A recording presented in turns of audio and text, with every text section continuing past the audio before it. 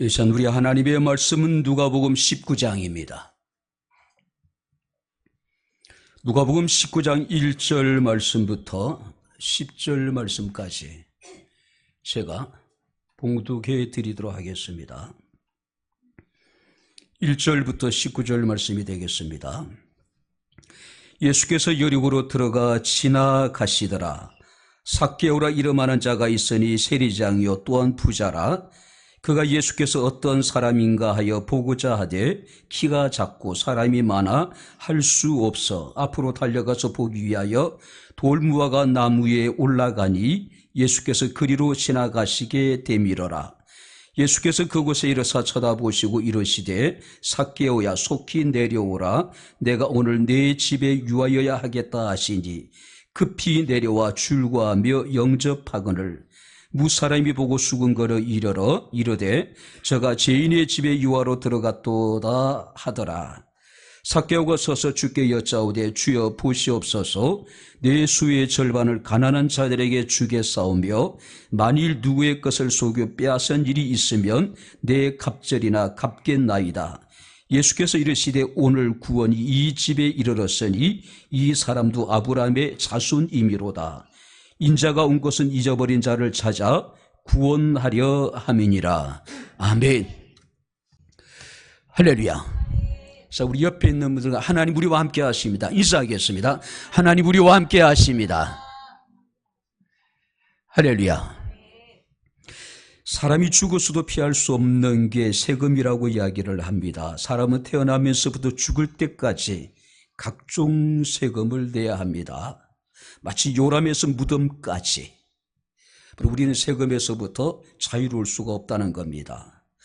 자, 이것은 예수님 당시에도 마찬가지였습니다. 유대인들은 산에 가면 사자가 있고 광야에는 독사가 있고 성 안에는 세리가 있다라고 이제 이야기할 정도로 세리는 상당히 악명 높았던 것이 사실입니다. 왜냐하면은 당시 유다는 로마 제국의 지배를 받았습니다.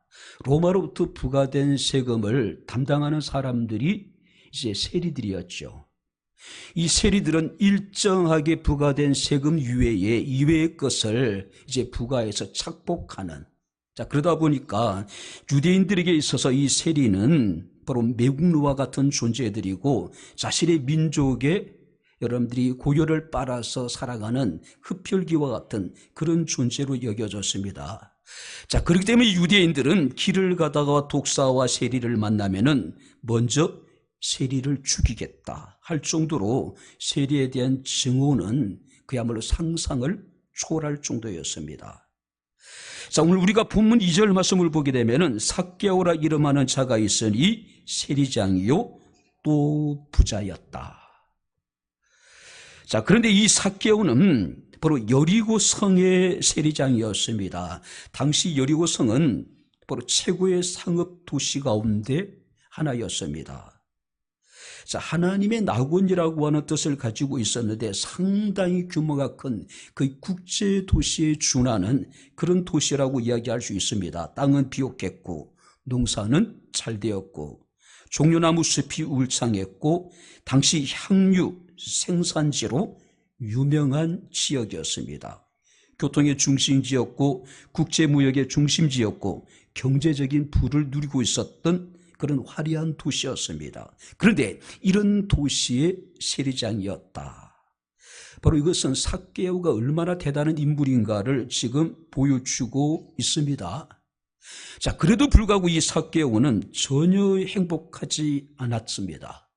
어쩌면 누구보다도 외롭고 고독했던 삶을 살았던 인물일 수도 있습니다. 엄청난 부와 권세를 가졌음에도 불구하고 어쩌면 그는 평생을 열등의식 속에서 살 수 있지 않았나. 어쩌면 열등의식 환자였다라고 극단적으로 표현한 사람도 있습니다. 자, 말처라고 하는 사람 이런 이야기를 합니다. 95%의 사람들이 어떤 종류의 약점 때문에 열등감에 빠져 있다. 자, 95%의 사람들이 열등의식을 가지고 살아가는 열등의식 환자라는 거예요. 자, 그런 측면에 보면은 이 세리장이었던 삭개오도 심각한 열등의식에 사로잡혔던 열등의식 환자라고 이야기할 수가 있겠죠. 무엇보다도 그의 이름이 삭개오입니다. 순결하다, 정의롭다. 어쩌면 삭개오가 태어났을 때 그의 부모들이 자신의 아들이었던 이 삭개오가 순결하고 정의로운 하나님의 사람이 되기를 원했지만은 실제 그는 그런 삶을 살지 못했습니다. 그는 자기 자신이 이름값을 하지 못한다는 사실에 대해서 엄청난 죄책감을 가지고 살아가지 않았을까요? 뿐만 아니라 그는 자신의 이름과는 전혀 다른 자기 민족들에게 미움과 혐오의 대상이었던 세리였습니다. 그것도 세리장이었습니다. 자, 유대인들에게서 세리는 매국노로 낙인 찍힌 사람들이었습니다. 그것도 세리장이었으니 바로 유대인들에게서는 가장 큰 도덕이 바로 이 세리장이었습니다. 멸시와 천대 대상이었습니다. 자, 당시의 세리들은요, 이방인과 창녀와 죄인들과 더불어서 유대인들에게 있어서는 부정한 사람들입니다. 어찌보면 그들은 인도의 불가촉 천민과 같은 그런 존재였다는 말이에요. 우리나라로 이야기하면은 친일 매국노들이라고 이야기할 수 있겠죠. 제가 최근에 어떤 기록을 봤는데 이완용이라고 하는 인물이 죽을 때까지 그는 단 한 점에 자신의 지난 과거에 대해서 후회하거나 반성한 적이 없었던 인물이에요. 자, 조선을 팔아먹고 그는 호의호식하면서 그야말로 떵떵거리며 살아요. 물론 이재명 의사에 의해 가지고 습격을 받아서 평생 폐혈증을 안고 살아가요. 그야말로 고통스럽게. 그러면서도요, 그는 자신이 한 행위에 대해서 일말의 후회도 하지 않습니다. 반성도 안 해요. 이완용의 여러분들이 마지막 유언이 뭔지 아십니까? 자신의 자식들을 데려다 놓고, 야, 앞으로는 미국이 강해질 테니 너희는 친미주의자가 되라고 유언을 해요. 역사를 통찰하는 여러분 통찰력이 있었던 것 같아요. 그죠? 그는 자신의 조국 조선보다는 오직 자신과 자신의 자손들의 안위만을 추구했던 그야말로 전형적인 그런 매국노였죠. 그죠? 어쩌면 이 삭개오도 그와 같은 부류에 속한 사람이 아니었을까? 유대인들의 관점에서 보면은. 뿐만 아니라 성경 말씀을 보게 되면 이 삭개오에 대해서 난장이라는 말은 없지만은 신체적으로 굉장히 작았다. 성경에 나온 인물 가운데 제가 상당히 가장 공감하는 인물이 이 삭개오예요. 작았다는 겁니다. 자, 성경 외에 다른 역사 문서에 의하면 이 삭개오에 대해서 이렇게 소개하고 있습니다. 6살 때 부모를 여의고 7살 때 소아마비에 걸려 충분히 발육되진 못한 사람. 어렸을 때 부모님을 잃고 7살 때 소아마비가 걸렸다는 거예요. 자, 그러다 보니까 제대로 정상적인 발육을 하지 못했다는 겁니다. 자, 그래서 예수께서 여리고를 방문하셨을 때에 멀리서라도 예수님의 얼굴을 보길 원했지만 사람들이 많고 키가 작아서 사람들에게 가려워서 예수님을 보지 못했잖아요. 그죠? 뿐만 아니라 이 삭개오는 가정적으로도 상당히 아픔을 가진 그런 인물이었다는 겁니다. 그 역사 문서에 의하면 삭개오는 결혼한 지 1년 만에 아내를 잃었대요. 천신만고 끝에 결혼을 했는데 1년 만에 그 사랑하는 아내가 세상을 떠나버렸다는 겁니다. 그러니까 굉장히 불행한 가정이 되어져 버린 거예요.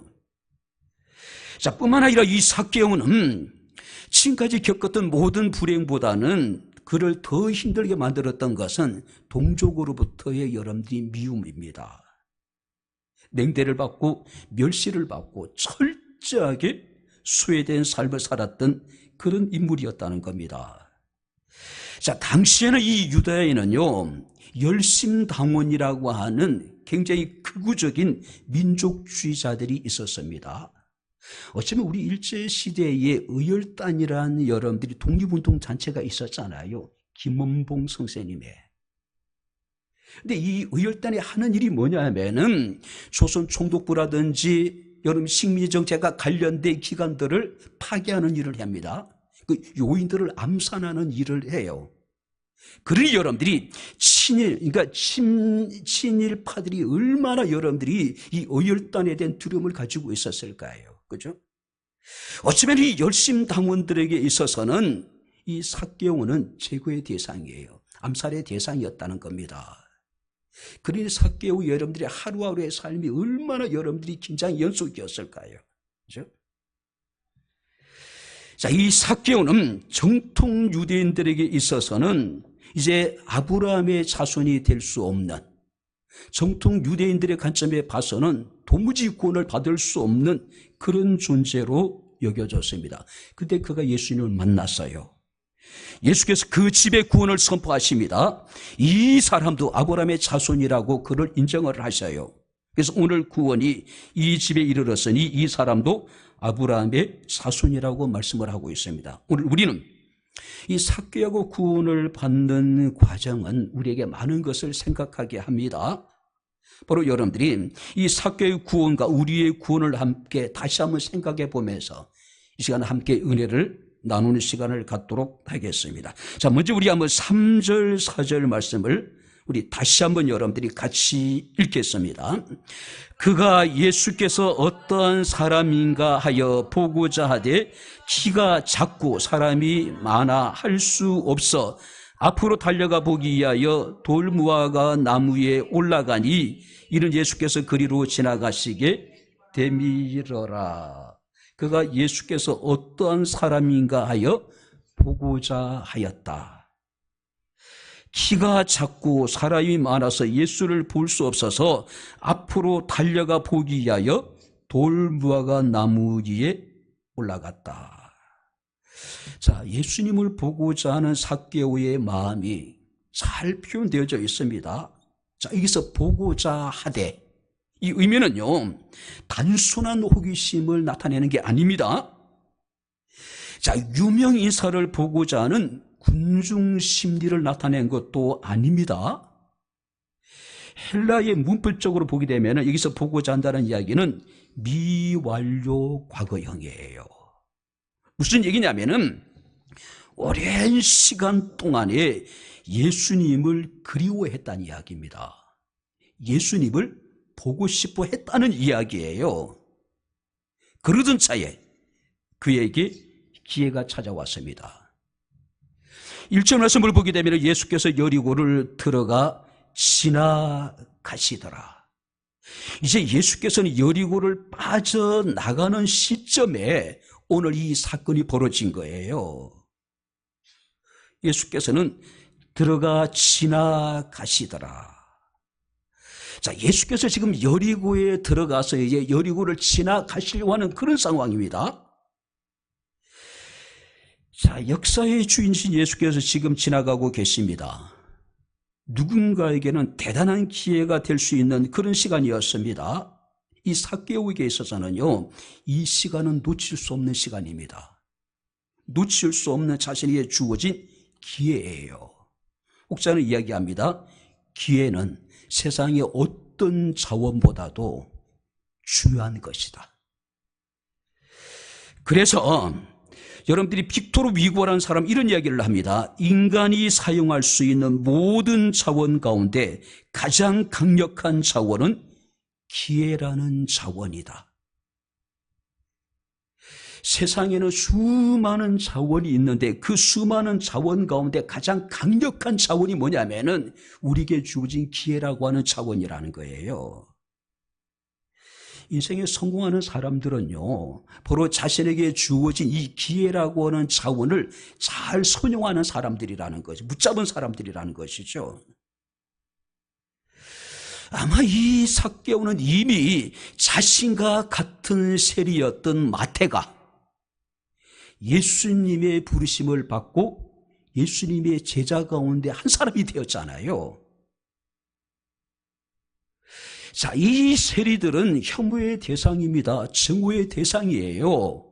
독사와 뱀을 만나면은 먼저 세리를 죽이겠다라고 할 정도로 세리들은 그야말로 사람들에게 있어서는 반드시 척결해야 될 그런 대상이었단 말이에요. 그런데 예수께서 자신과 같은 세리였던 마태를 부르시고 당신의 제자로 삼아 주셨단 말이에요. 그러니 이 삭개오 입장에서는 이 예수님이 얼마나 여러분들이 보고 싶겠어요, 그죠? 아니, 자신과 같은 세리를 당신의 제자로 삼아 주신 그 예수님이 얼마나 보고 싶었겠어요, 그죠? 그런데 그 예수께서 지금 여리고를 지나가시고 있는 겁니다. 이 삭개오에게 있어서는요, 예수님을 만날 수 있는 유일한 희망입니다. 유일한 기회예요. 마지막이에요. 왜냐하면 예수께서는 여리고를 지나시고 어디로 가시냐면 예루살렘에 가셔요. 그리고 그곳에서 순환을 당하시고 그곳에서 예수께서는 돌아가셔요. 만약에 이 여리고에서 삭개오가 예수님 만나지 못했다면 그는 예수님 살아 생전에는 예수님 만날 수 없어요. 그에게 주신 유일한 기회였고 마지막 기회였던 것을 우리가 보게 됩니다. 우리가 고린도후서 6장에 보게 되면 보라 지금이 구원의 날이요 보라 지금이 은혜의 날이다. 세상에 가장 소중한 시간은 언제일까요? 바로 지금입니다. 지금이에요. 그죠? 어쩌면 이 삭개오는 처음부터 예수님을 직접 만나려고 하는 생각은 없었던 것 같아요. 멀찍이 서서 그냥 예수님의 얼굴이라도 한번 정말로 보고 싶었던 거예요. 그죠? 그런데 성경 말씀을 보게 되면은 그것조차도 여의치 않았다. 사람들은 많았고 삭개오는 키가 너무 작았기 때문입니다. 자, 그래서 그걸 어떻게 합니까? 앞으로 달려갑니다. 예수께서 지나가시는 길 가운데 돌무화과 나무를 발견하고 그 나무에 올라갑니다. 그죠? 간절히 예수님을 만나기 위해서 달려왔지만 현실은 녹록치 않아요. 키가 작았습니다. 사람이 많았어요. 키가 작았다라고 하는 것은 내 안에 원인이 있는 거예요. 또 사람이 많았다라고 하는 것은 환경적인 요인이에요. 그러니까 모든 요인들이 도무지 이 삭개오가 예수님을 멀리서라도 볼 수 없는 그런 상황이었다는 것이죠. 여러분 같으면 어떻게 할까요? 나 같았으면 어떻게 했을까? 누구에게도 환영받지 못하는 인물입니다. 그냥 먼 발치에서 조용히 예수님의 얼굴을 보고 돌아갈 그럴 생각이었습니다. 그런데 키가 작아 많은 군중들에 가려져서 예수님의 얼굴을 볼 수가 없었다. 그러면 그냥 조용히 집으로 발걸음을 옮기지 않았을까요? 그죠? 그런데 삭개오는 포기하지 않았습니다. 달려갔습니다. 돌무화과 나무에 올라갔습니다. 자, 예수님을 만나고 싶은 열망에 체면이라든지 열등감이라든지 자신의 내적인 원인, 어떤 환경적인 요인, 그 다음에 여러분들이 이런 것들이 더 이상 문제가 되지 않았다는 것이죠. 그냥 돌무화과 나무 위에 올라갔다는 겁니다. 특별히 우리가 4절 말씀을 보게 되면은 앞으로 달려가 보기 위하여 돌무화과 나무에 올라가니 이는 예수께서 그리로 지나가시게 됨이더라. 키가 작은 조건, 사람이 많은 환경, 이것들이 분명히 걸림돌입니다. 장애물이에요. 근데 삭개오는 그것을 극복한 거예요. 그죠? 어쩌면 우리의 삶에 부족함이 있고 열악한 환경도 있고 과거에 여러분들의 아픔도 상처가 있을 수 있습니다. 근데 그것들이 오히려 더 우리가 하나님을 간절히 찾게 되는 계기가 되어야 되지 않을까요? 삭개오는 이런 열심이 있었다는 것이죠. 주님을 보고자 하는, 주님을 그리워하는 간절한 마음이 있었다는 것이죠. 잠언서 8장 17절 말씀을 보게 되면은 나를 사랑하는 자들이 나의 사랑을 입으며 나를 간절히 찾는 자가, 한번 따라해 보시기 바랍니다. 나를 만날 것이라. 할렐루야. 간절히 찾는 자가 만날 것이라는 것이죠. 간절한 자에게 길이 보입니다. 방법이 보여요. 뿐만 아니라고 5절 6절 말씀을 보게 되면 이 삭개오는 즐거운 마음으로 예수님을 자신의 집으로 영접합니다. 예수께서 그곳에 이르사 쳐다보시고 이르시되 삭개오야 속히 내려오라 내가 오늘 네 집에 유하여야겠다 하시니 급히 내려와 즐거워하며 영접했다. 삭개오야 속히 내려오라. 예수님의 얼굴을 볼 수 있을 것이라고 기대를 가지고 돌 무화과 나무 위에 올라갔습니다. 삭개오의 유일한 희망이 뭐냐면 혹시 잎사귀 사이라도 예수님을 볼 수만 있다라면 얼마나 좋을까? 아마 그런 심정이 아니었을까요? 자, 멀리서 다가오는 예수님의 모습을 보면서 이 삭개오의 심장 아마 빠르게 뛰지 않았을까요? 그런데 예수께서 돌무화과 나무 아래에 이르시더니 갑자기 이에 있는 삭개오를 쳐다보고 계신 겁니다. 그리고 삭개오야 속히 내려오라고 말씀을 하고 있습니다. 자, 지금까지 그 누구도 이렇게 삭개오의 이름을 정답게 불러준 적이 없었어요. 늘 그의 이름은 혐오와 증오의 대상이었습니다. 그런데 주님께서 말씀하십니다. 삭개오야 속히 내려오라. 삭개오에게는 충격이었을 것입니다. 중요한 것은 그가 자신의 이름을 알고 있다는 거예요. 그가 어떤 사람인지 주님께서는 알고 있었다라고 하는 사실이죠.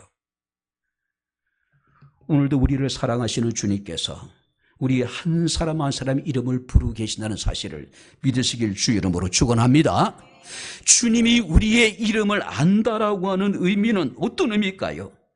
우리의 연약함을 아시고 우리의 부족함을 아시고 우리의 처해 있는 모든 형편과 저지를 아시고 우리의 삶의 아픔도 아시고 우리의 절망도 아시고 낙심도 아시고 또 우리의 상처와 지난날의 모든 아픔도 하나님 다 아신다는 걸 의미하고 있는 거예요.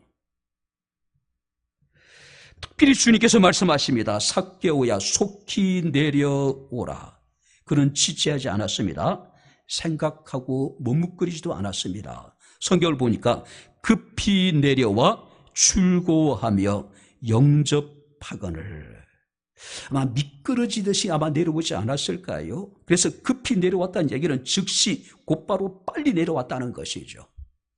그리고 성경 말씀 보니까 내려왔다, 출고했다, 예수님을 영접했다.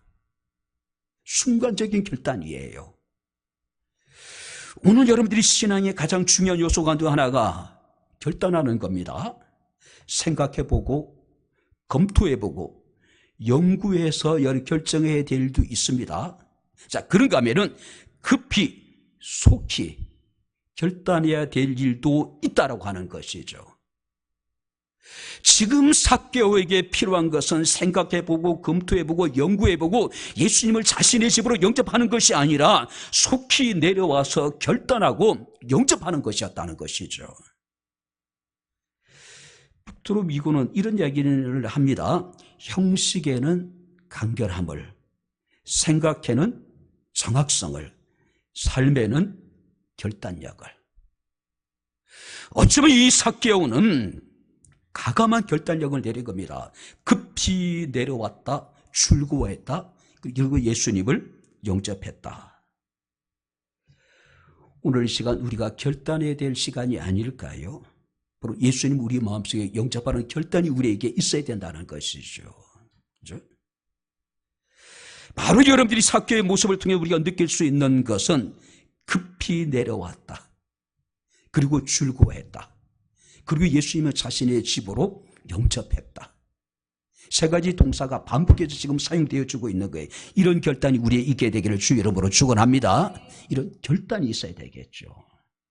자, 뿐만 아니라 7절 말씀을 보게 되면은 무사람이 보고 수군거려 가로되 저가 죄인의 집에 유화로 들어갔다. 사람들이 뒤에서 수군거리기 시작합니다. 이제 수군거렸다는 의미는 뭐냐면은 비둘기나 벌들이 윙윙거리면서 떠드는 소리, 뒤에서. 예수님이나 삭개오 앞에서 직접 말하지는 못했습니다. 왜냐하면은 예수님은 유대인들에게서 지금요 선풍적인 인기를 얻고 있는 여러분들이 그런 존재잖아요. 삭개오는 그들이 무시하고 멸시하고 혐오했지만은 그래도 부인할 수 없는 엄청난 부를 가진, 권력을 가진 세리장이란 말이에요. 그러다 보니까 그들이 시끄럽게 뒤에서 수군거리고 있었더라. 이 수군거린다는 것만큼 좋은 여러분들이 태도는 아닙니다. 그죠? 한 사람이 새로워지는 것은 결코 쉬운 일이 아닌 것 같아요. 삭개오가 예수들을 만났습니다. 그를 영접하기 위해서 지금 예수님을 자신의 집으로 지금 모시고 들어가고 있는 상황이에요. 근데 뒤에서 사람들이 수군거리고 있대요. 윙윙거리고 있다는 겁니다. 앵앵거리고 있다는 거예요. 어쩌면 여러분들이 지금도 사탄의 병정놀이타는 사람들도 있습니다. 어리석은 사람들이죠. 그죠? 그래서 교회 안에서도 뒤에서 수군거린 사람들이 있습니다. 이 수군거린 사람들은 언제나 존재해 왔다는 것이죠. 우리가 요한복음 6장 43절 말씀 보니까 주님께서 말씀하십니다. 너희는 서로 수군거리지 말라. 할렐루야. 교회 안에서는 뒤에서 수군거리지 말래. 절대로. 로마서 1장 29절 말씀을 보게 되면은 수군거리는 것은 살인이나 분쟁이나 악독이나 불이나 탐욕과 동일한 죄래요. 교회 안에서 수군거림이라고 하는 것은 살인하는 것이고 교회를 분쟁케 만드는 것이고 악독한 것이고 불의한 것이고 탐욕과 동일한 죄라는 거예요. 꼭 해야 할 말은 직접 앞에서 해야 되죠. 안 해야 될 말, 할 필요가 없는 말은 뒤에서 수군거리지 말란 이야기입니다. 자, 그런데 이 삭개오는 사람들의 뒤에서 수군거림에 대해서 전혀 개의치 않습니다. 누가 뭐라 하든, 누가 방해를 하든, 사람들이 뒤에서 자기 자신에 대해서 수군거리든 개의치 않습니다. 예수님을 자신의 집으로 영접하는 일을 중단하지 않았다는 것이죠. 요한복음 6장 61절 말씀하니까 예수께서는 수군거림을 다 아셨다라고 이야기합니다. 주님은 알고 계세요. 누가 뒤에서 수군거리지, 누가 뒤에서 앵앵거리는지, 누가 뒤에서 윙윙거리는지 다 알고 계시다는 것이죠. 만약에 사람들의 수군거림에 대해서 삭개오가 자신의 집에 예수님 모신다는 것을 포기했다면 어떻게 됐을까요? 그는 평생 아브라함의 후손이 될 수 없다라고 하는 좌절과 절망감에 살아가지 않았을까요? 평생 그는 죄의식에 사로잡혀 살아가지 않았을까요? 자신은 구원을 받을 수 없다라고는 절망감에 살아갈 수 있지 않았을까요? 근데 그렇지 않았다는 것이죠. 뒤에서 누가 수군거려도 자기 자신이 해야 될 일은 그는 하겠다는 것이죠. 사람들이 예수께서 죄인의 집에 들어간다고 수군거렸음에도 불구하고 이 삭개오는 개의치 않았습니다. 주님 역시도 개의치 않았다는 것이죠. 뿐만 아니라 8절 말씀을 보게 되면 삭개오가 서서 주께 여짜오되 주여 보시옵소서 내 수의 절반을 가난한 자들에게 주겠사오며 만일 누구의 것을 속여 빼앗은 일이 있으면 내 갑절이나 갚겠나이다. 단순히 예수님을 자신의 집으로 영접한 것이 아닙니다. 그는 자신의 죄인됨에 대해서, 자신의 죄성에 대해서 철저하게 그가 지금 회개를 하고 있는 겁니다. 단순한 회개로 그치는 것이 아니라 그 회개가 실제적인 삶의 열매로 지금 나타나고 있는 거예요. 자신의 소유의 절반을 팔아서 가난한 자들에게 나눠주겠습니다. 자, 당시 이 유대인들에게 있어서 랍비들은 가난한 자들에 대한 구제의 비용을 소득의 20%로 정했어요. 자신의 소득의 20%를 사회에 환원하는 것에 대해서 이 랍비들은 굉장히 권장을 했습니다. 이것이 굉장히 아름다운 미덕이었고, 그건 여러분들이 그것이 당연한 권리라고 생각했어요. 의무라고 생각했습니다. 그런데 지금 삭개오는 그것을 뛰어넘는 절반을 가난한 사람들을 위해서 사용하겠습니다. 이게 파격적인 제안이에요. 성경을 보게 되면 예수님을 감동시킨 사람들이 있습니다. 예수님을 충격에 빠지게 하는 사람들이 종종 등장해요. 어쩌면은 이 삭개오라는 인물도 그런 인물이 아니었을까요? 자신의 소득 가운데 20%만 사회에 기원 여러분들이 사회에다가 기부를 하면은 그는 사람들에게 사랑을 받아 존경받는 사람이 돼요. 근데 그는 절반입니다. 그죠? 어쩌면 삭개오는 내 이웃을 내 몸처럼 사랑하라고 하신 주님의 명령에 바로 온전히 순종한 사람이 아니었을까요? 모두 다 팔아서 가난한 자들에게 주겠다. 근데 왜 그가 절반이라고 얘기했을까요? 그 다음에 나오는 말씀을 생각해 봐야 됩니다. 내가 혹시 만일 누군가를 속여서 빼앗은 것이 있다면 4배로 갚겠나이다. 일단은 절반을 팔아서 가난한 자에게 나눠주고 나머지를 가지고 혹시 자기 자신이 세리장으로서 불의한 방법으로 남을 속여서 바로 취한 이득이 있다면 4배로 갚아주겠습니다. 원래 5분의 1만 갚아주면 돼요.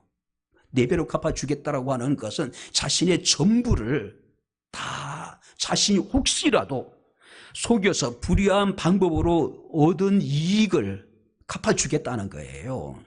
그죠? 한마디로 이 삭개오의 모습은요, 자신의 전부를 포기하겠다는 것이죠.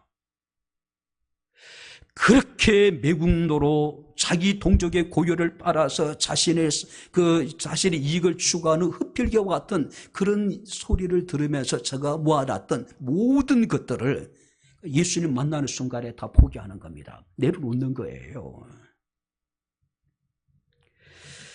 누가복음 18장 말씀 봅니까? 우리가 누가복음 19장이니까 오늘 본문이니까 한 장 전에는 어떤 일이 벌어지냐면은 한 부자 청년이 예수께 와서 묻습니다. 선한 선생님이여, 내가 무엇을 하여야 영생을 얻겠습니까? 자, 부자 청년이었대요. 그리고 관원입니다. 보세요. 부자에다가 젊은 청년이에요. 그리고 고위관리예요. 모든 것을 다 소유한 전도 유망한 그런 청년이었습니다. 근데 그가 예수께서 묻습니다. 내가 무엇을 하여 영생을 얻으리까? 부자입니다. 관리입니다.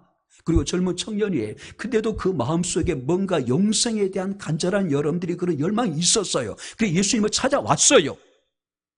근데 예수께서 말씀하시기를 내가 계명을 알지 못하느냐, 율법을 뭐라고 쓰였냐 하니까 못하라 했습니다. 내가 어렸을 때부터 다 시켰습니다. 대단하잖아요. 그죠?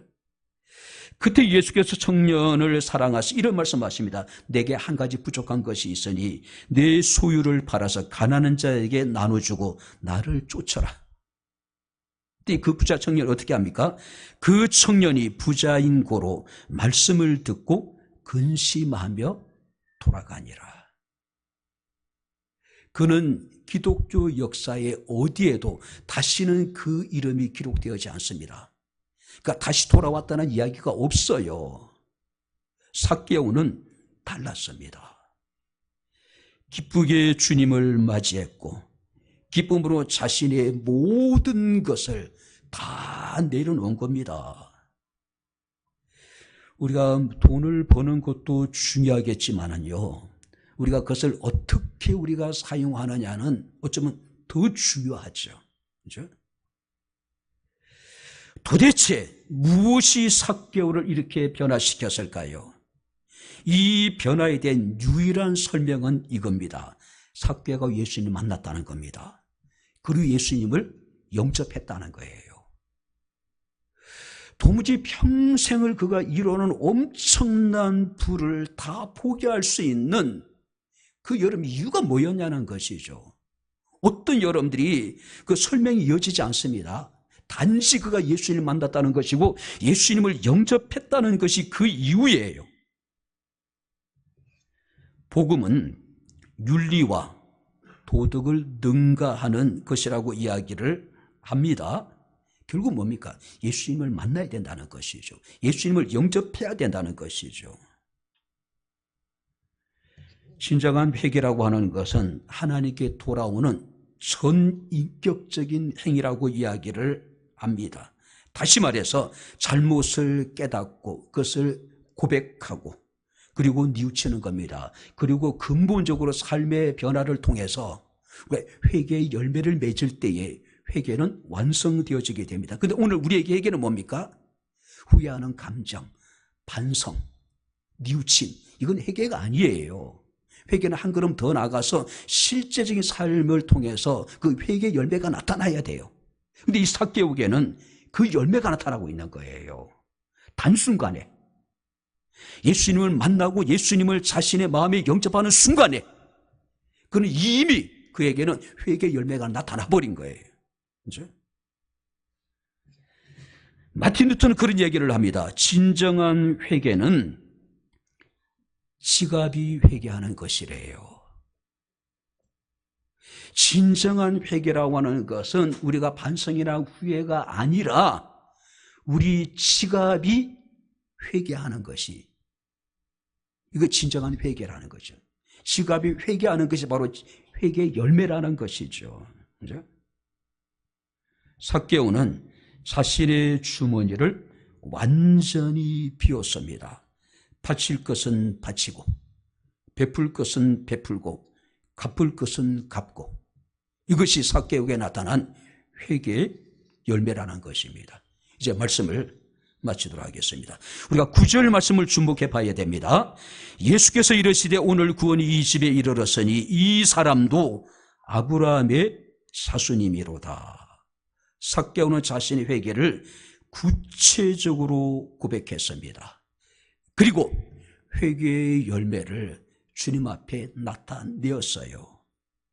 주님께서 그에게 구원이 임했음을 선포합니다. 이가 하나님의 언약의 백성인 아브라함의 후손임을 선포하셨습니다. 오늘 구원이 이 집에 이르렀다. 다시 한번 따라해 보시기 바랍니다. 오늘 구원이 이 집에 이르렀다. 내일이 아니라 오늘이래요. 지금이에요. 고린도후서 6장 2절 말씀을 보게 되면 보라 지금은 은혜를 받을 만한 때요, 보라 지금은 구원의 날이로다. 지금이에요. 오늘이에요. 오늘 구원이 여러분들의 집에 임하기를 주 이름으로 축원합니다. 오늘이에요. 그리고 주님께서 말씀하십니다. 이 사람도 아브라함의 자손이다. 이스라엘 사람들의 관점에서 보았을 때에 이 삭개오는 하나님의 언약 밖에 있는 백성이었습니다. 저주받은 사람이에요. 아브라함의 자손은 인정할 수 없는 사람이었습니다. 그럼에도 불구하고 예수께서는 그를 아브라함의 자손임을 인정하고 있는 거예요. 저는 이 본문을 이렇게 이해를 합니다. 이 사람이 아브라함의 자손이다. 이 사람이야말로 진정한 아브라함의 자손이라고 주님께서 인정하고 계신 것이 아닐까요?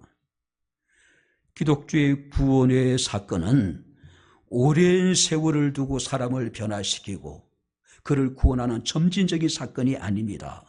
예수 그리스도를 영접하는 순간에 우리는 이미 구원을 받았습니다. 할렐루야. 지금이에요. 오늘이에요. 누가복음 23장 43절에 예수의 십자가 한편의 강도가 예수여 당신의 나라에 임하실 때에 나를 기억하소서라 기도하잖아요. 그때 예수께서 말씀하시기를 내가 진실로 내게 이르노니, 다시 한번 따라해 보시기 바랍니다. 오늘 내가 나와 함께 낙원에 있으리라. 할렐루야. 지금이에요. 오늘이라는 것이죠. 바울은 고린도후서 5장 17절에 이르기를 그런즉 누구든지 그리스도 안에 있으면 새로운 피조물이라. 이전 것은 지나가시니 보라 새 것이 되었다. 이미 우리가 새로운 피조물이 되어졌다는 것이죠. 여리고에 예수께서 지나가고 계십니다. 삭개오에게 주어진 유일한 기회, 마지막 기회. 삭개오는 모든 자신의 어떤 개인적인 한계와 환경적인 모든 한계를 극복하고 예수님을 만났습니다. 사람들의 적대적인 수군거림에도 불구하고 예수님을 자신의 집에 영접을 했습니다. 그리고 그는 예수 앞에 회개의 열매를 드러내었습니다. 예수께서 말씀하십니다. 오늘 구원이 이 집에 이르렀다. 이 사람도 아브라함의 후손이다. 아니, 어쩌면은 이 사람이 진정한 아브라함의 후손이라고 주님께서 인정하신 것이 아닐까요? 이 주님의 음성이 우리에게도 들려지게 되기를 주 이름으로 축원합니다. 오늘 구원이 이곳에 이르렀다. 이 사람이야말로 진정한 아브라함의 후손이다. 진정한 하나님의 언약의 백성이라고 하는 이 약속이 우리 가운데 함께하기를 주의 이름으로 축원합니다. 기도하겠습니다. 좋으신 나의 아버지 하나님, 우리 아버지 하나님 은혜와 사랑을 진심으로 감사합니다. 우리에게 주어진 기회를 선용할 수 있는 지혜로운 마음을 우리에게 허락해 주시기를 원합니다. 간절히 주님을 찾고 주님을 사모하게 하시고 사람들의 적대적인 수군거림 속에서 예수님을 우리에게 영접하며 회개의 열배를 통해서 하나님을 영화롭게 할 수 있는 백향목교회 사랑하는 모든 성도들이 되게 하옵소서. 하나님의 구원이 오늘 우리에게 이르게 하시고 우리가 하나님의 정말 아브라함의 후손이라고 하는 그런 주님의 칭찬이 우리에게 있게 하옵소서. 예수님 이름으로 기도하옵나이다. 아멘. 예수 그리스도의 은혜와 하나님의 크신 사랑과 성령님의 교통 교제의 제 충만 역사 인도하심이 살아계신 하나님을 영과 진리로 예배한 주의 사랑하는 모든 성도들 머리머리 위에 저희들의 가정과 직장과 사업장과 이 교회와 이 나라 이 민족 위에 지금부터 영원토록 함께 있을지어다. 아멘.